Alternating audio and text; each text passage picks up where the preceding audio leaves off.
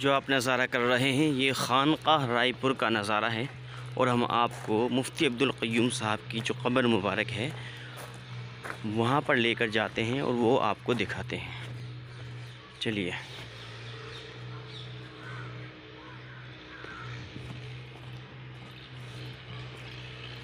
अस्सलाम वालेकुम।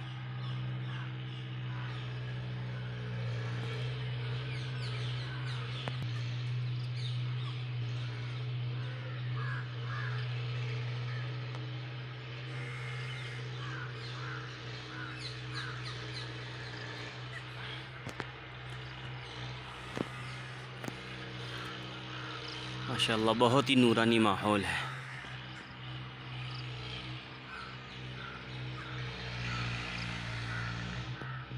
आप देख सकते हैं कितना नूरानी माहौल यहाँ पर मौजूद है।